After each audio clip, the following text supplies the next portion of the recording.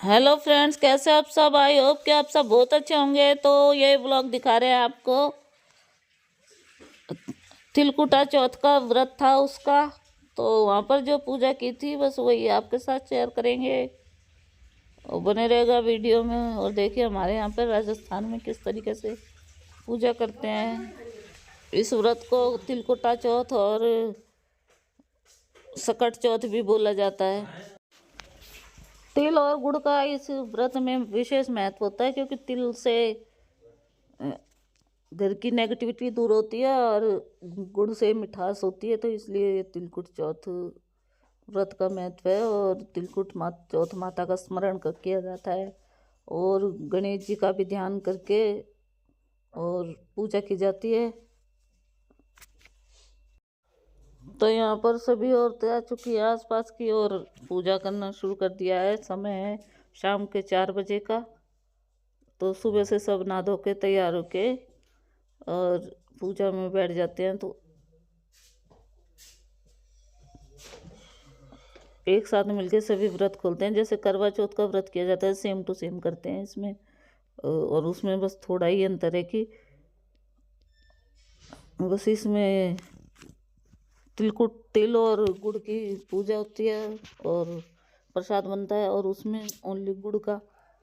और शाम के समय में चूरमा उरमा बनाया जाता है, दाल बाटी चूरमा, जो राजस्थान का फेमस व्यंजन है। तो तिल और गुड़ को अर्पित करते हैं पूजा में शामिल करते हुए गणेश जी, और तिलकुट चौथ माता का स्मरण करते हुए।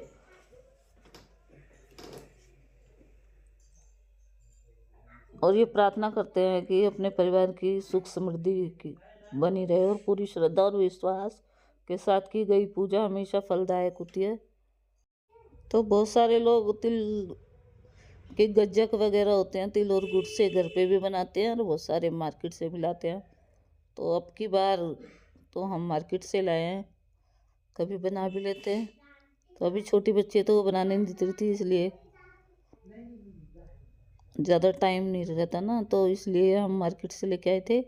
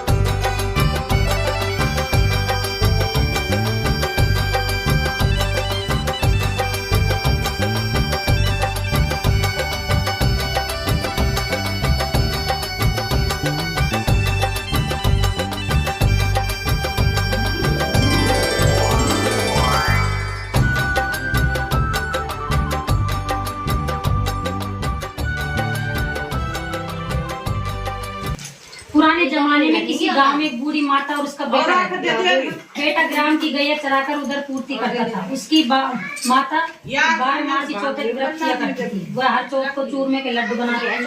इनमें से एक चौथ माता का को तथा एक गणेश जी को चढ़ाती। एक अंधकार का निकाल कर दान करती, एक बेटे को खिलाती और एक खुद खाती थी। एक बार किसी ने बेटे को भड़का दिया कि तेरी माँ चूरमे के कई लड्डू बनाती है, पर तुझे केवल एक ही लड्डू देती है, शेष सारे लड्डू वह स्वयं खा जाती है, बाकी तुझे ठंडी बासी रोटी देती है। लड़का ये सुनकर भड़क गया। माँ तू चूरमा खाती है और मुझे हर चौथ को सिर्फ एक लड्डू ही खिलाती है, ठंडी रोटियां खिलाती है, ठंडी बासी रोटियां खाकर मुझसे गाय नहीं चराई जाती, इसलिए तू ये व्रत करना ही छोड़ दे। माँ ने कहा बेटा मैं तो चौथ का व्रत करती तेरी सुख शांति के लिए करती हूँ, मैं चौथ का व्रत नहीं छोड़ सकती। इस पर बेटा विदेश जाने लगा तो माता बोली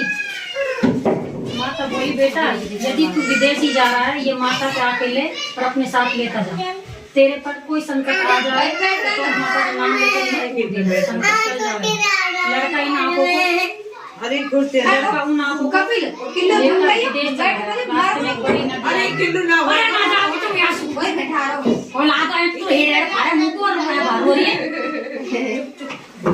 चुप हो जा। सेंटा क्लॉज बढ़ रही पूरी। लड़का उन आंखों को लेकर विदेश चला गया। रास्ते में बड़ी नदी आगे आई, उसे पार करने का कोई साधन नहीं देखकर वो घबराया। तुरंत उसे माँ की बात याद आई। आके निकाले और चौथ माता का नाम लेकर पूर दी। चौथ माता की कृपा से फौरन ही नदी का पानी दोनों तरफ बटकर रास्ता बन गया। निकल आया। आगे चलकर उसे ये भयंकर जंगल से गुजरना पड़ा। वहाँ पर भी वह रास्ता भटक गया। वह भी उसने आके पूर कर कहा कि चौथ माता यदि तू सच्ची है तो मुझे रास्ता दिखा। इतना कहना था कि उसे रास्ता मिल गया। आगे चलकर वह एक नगर में जा पहुंचा। उस राजा के यहाँ रोजाना बर्तनों का एक आवा पकता था और यह आव भी तब पकता था जबकि एक आदमी की बलि दी जाती थी, यानी एक आदमी को बर्तनों के साथ चिनकर आग लगा दी। उस लड़के ने वहां जाकर देखा कि एक घर में एक बुढ़िया चक्की चलाकर आटा पीस रही है तो और रोती जा रही है।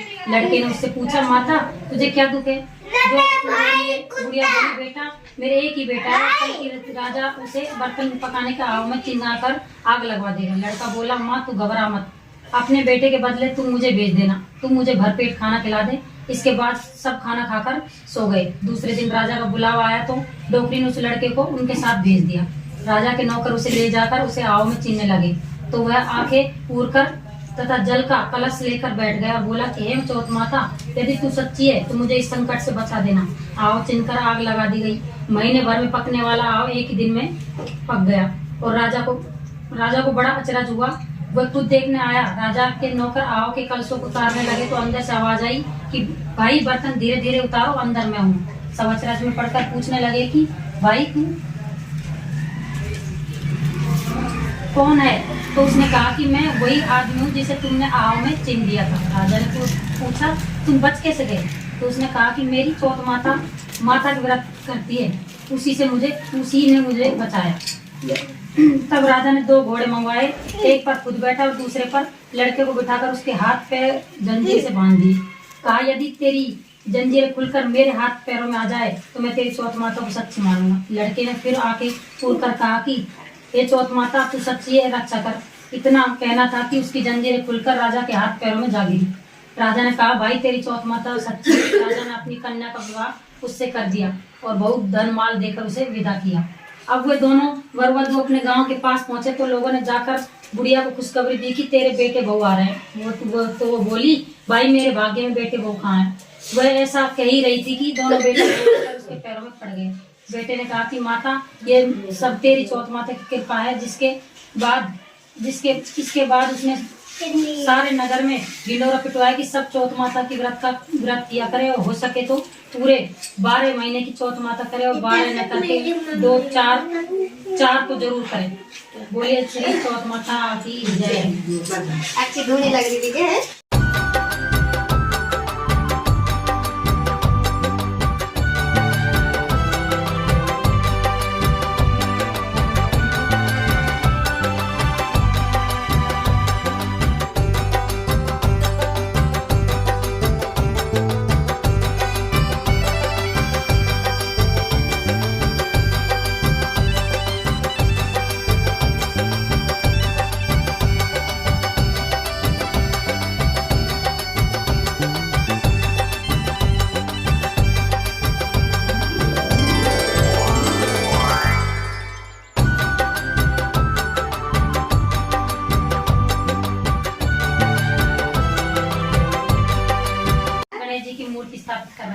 रोजाना स्नान करके गणेश पूजन करता था। तो घंटों बैठकर गणेश पुराण का पाठ तथा गणेश जी के ध्यान में लगा रहता था। आरती के समय झालर घंटी आदि बजाता था, स्तुति भी करता था। घर बहुत छोटा था, यही एक कमरा था जिसमें ब्राह्मण भी बैठती ब्राह्मण के रोज रोज की सेवा पूजा से ब्राह्मण के हर काम में इसलिए वो रोजाना पति से लड़ती झगड़ती रहती, परंतु ब्राह्मण उसकी एक भी नहीं सुनता था। अंत में ब्राह्मणी ने सोचा कि मैं इनकी मूर्ति को ही गायब कर देती हूँ। ऐसा ही आरती पूजा पाठ यहाँ पर किसके सामने बैठकर करेंगे। उसने वहां से उस मूर्ति को